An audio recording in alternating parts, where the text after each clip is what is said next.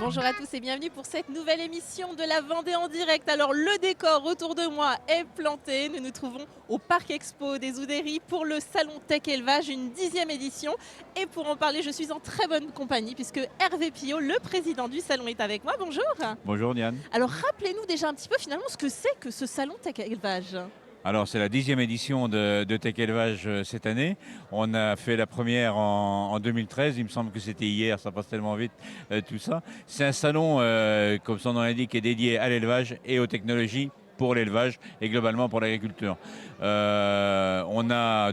année, on a un record, on a 580 bovins, on a 700 animaux si on compte les caprins et les ovins qui sont là. Donc c'est réunir la fine fleur de l'élevage. Vous l'avez autour de vous, là partout, les meilleurs élevages. On a là devant nous les Primolstein, les Montbéliard derrière. On va passer les Charolais de l'autre côté. On aura les Blondes d'Aquitaine plus loin et les Partenaises, la race Partenaise qui est l'invité d'honneur de ce 10e Tech Élevage avec un concours régional. Je pense même, c'est même pour eux une première de faire un régional. Et on essaye de réunir les limousines qui sont là devant nous, de réunir l'ensemble de l'élevage du département. Ça, c'est une partie. Après, on a une autre partie avec des exposants qui nous présentent le matériel et puis les produits qu'ils ont à vendre. C'est un moyen aussi pour eux de pouvoir voir leur public, leurs clients, je devrais plutôt le dire comme ça, qui réunissent. C'est un point de rendez-vous pour les éleveurs, les agriculteurs vendéens. Alors ça, c'est bien parti pour être l'année de tous les records. Là, nous sommes sur la 2e journée. Le salon a donc démarré ce mardi. Et alors, le monde était déjà au rendez-vous. Ah oui, hier, il y avait partout dans les allées vraiment du monde. Ça démarre à peu près pareil ce matin. En fait, toutes les conditions sont réunies pour que ça puisse être une réussite. On a un record d'exposants. Les exposants ont été de formidables relais auprès de leurs clients. Venez nous voir à Tech Élevage, on y sera, tel stand à tel endroit. Vous verrez tout à l'heure au moment de l'apéritif, les stands sont pleins. Parce que c'est d'abord un moment de convivialité aussi.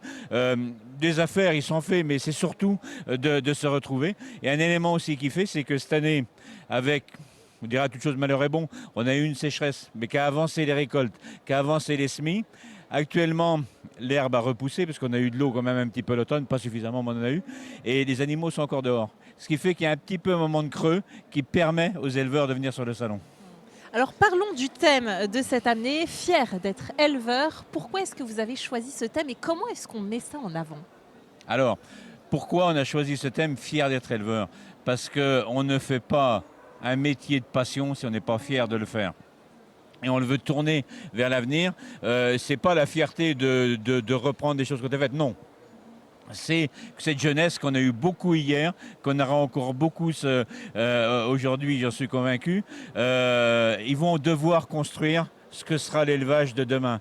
Un élevage à la fois pour nourrir, au moins ceux qui veulent manger de la viande, mais heureusement il en reste beaucoup. Et puis à la limite, c'est les choix de chacun. Et si tant est qu'on laisse chacun choisir, c'est quand même essentiel. Donc ils vont construire ça, mais en lien sûrement plus qu'on l'a fait jusque-là avec l'environnement. Non pas qu'on s'en moquait avant, pas du tout. Ils vont inventer ce que sera l'élevage demain. Et nous là, c'est de leur mettre à disposition les éléments qu'on peut pour construire cet élevage demain, pour ce qu'on va avoir dans les années qui viennent, 5-6 ans à venir, un tiers des exploitations agricoles qui vont changer de main. C'est considérable. Et on veut... Alors en élevage, c'est plus dur de s'installer qu'en culture, qu'en grande culture, pour 2 raisons. Ça demande beaucoup de capitaux. Et ça demande beaucoup d'astreintes, même s'il y en a moins, même s'il y en a sur le salon des robots de traite, des choses comme ça, qui sont d'abord là pour accompagner l'éleveur pour que le travail soit moins dur.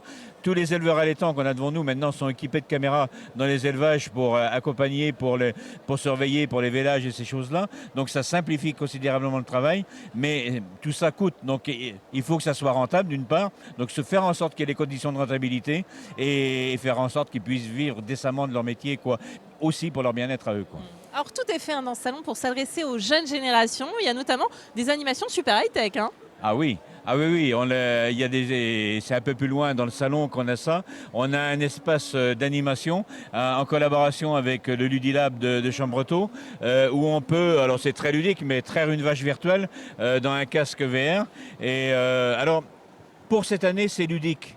Mais on a quand même dans l'esprit, dans l'avenir, de faire de ces outils-là des outils de jeux sérieux, de serious game, pour les écoles. On a des éléments de l'école des établières qui sont là, alors qui ne sont pas en casque VR, mais qui sont en réalité augmentée, en AR, qui nous permettent de voir la pousse d'un tournesol, par exemple. On pose la graine avec une tablette, et après on la voit pousser, on rentre dans la plante, on a tous ces éléments-là.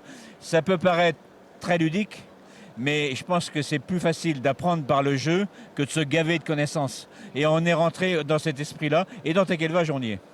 Alors vous recevez cette année plusieurs délégations, notamment belges. L'idée, c'est de d'étendre la notoriété du salon autour du département. Oui, c'est de créer des échanges avec d'autres salons qui ont le même esprit que nous. C'est effectivement le cas de la foire de Libramont en Belgique. Énorme événement qui a lieu fin juillet, début août, où 200 000 visiteurs y viennent. Donc c'est beaucoup plus que nous. Mais ils sont aux confins, en Belgique, en Wallonie, mais aux confins de la France, du Luxembourg, de l'Allemagne et des Pays-Bas. Donc ils ont ces éléments-là, mais ils ont le même esprit que nous. Ils sont très très heureux. Aujourd'hui, ils sont partis visiter ce matin, ils sont partis très tôt à la Criée des Sables. Ils vont aller visiter des entreprises. Hier, ils étaient là avec nous et on va créer des liens avec eux. On avait aussi une délégation du sommet de l'élevage à Cournon d'Auvergne, à côté de Clermont-Ferrand, qui est un des gros événements français actuellement, qui partage cet esprit de convivialité et d'être tourné vers l'élevage de demain. Et quelque part, c'est de construire dans un élan européen, alors chacun à notre niveau, ce que sera cet élevage demain. Parce que c'est pas en se plaignant totalement, bien sûr, il y a des moments, non pas il faut se plaindre, mais il faut revendiquer un certain nombre de choses, mais c'est de créer cet enthousiasme pour redynamiser l'élevage demain. Et cette fierté d'être éleveur, on l'a là, mais on peut l'avoir dans plein d'autres endroits. Donc créer ces liens avec d'autres salons. Voilà, donc la fierté d'être éleveur, c'est à découvrir jusqu'à demain soir ici au Parc des Expos des Oudéries. Merci beaucoup de nous avoir reçus. Merci Diane. Et puis bon salon. Merci beaucoup. C'est la fin de cette Vendée en direct. Merci de nous avoir suivis et à demain.